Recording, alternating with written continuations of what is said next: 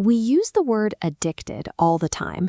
We say we're addicted to scrolling through our phones, addicted to online shopping, or even addicted to work. It's become our default way to describe anything we do frequently and with intensity. But scientists and psychologists are warning against this trend.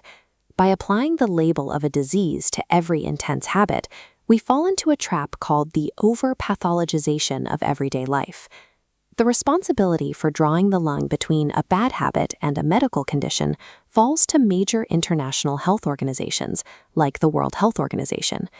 These authorities rely on strict diagnostic manuals, like the DSM-5 and the ICD-11, to separate normal human passions from severe mental disorders.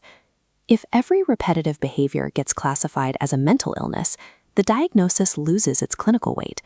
This risks minimizing the suffering of patients dealing with life-altering psychiatric disorders.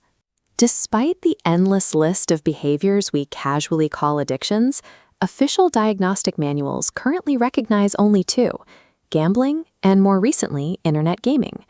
This chart details diagnostic criteria for substance use disorders, like tolerance, withdrawal, and failed attempts to quit. Gambling and gaming present these identical clinical markers.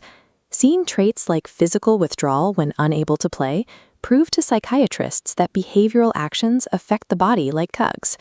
This realization is grounded in the brain disease model of addiction, which maps the biological mechanics driving these behaviors.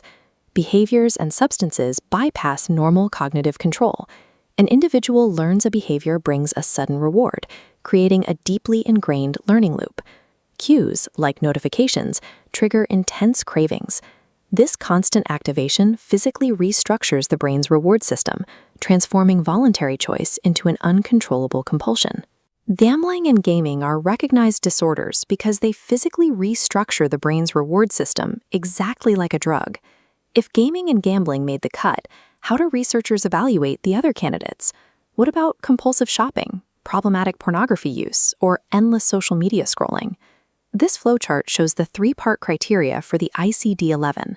First, clinical relevance demands proof of severe functional impairment. Second, theoretical embedding ensures the behavior fits neuroscientific addiction models instead of impulse issues. Finally, massive empirical evidence must biologically link the underlying mechanisms to substance abuse.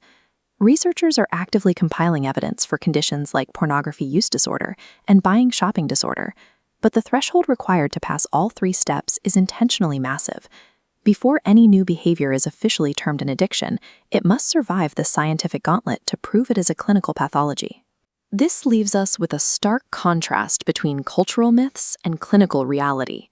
A behavioral addiction is not defined by how much time you spend on a hobby or how deeply you enjoy an activity.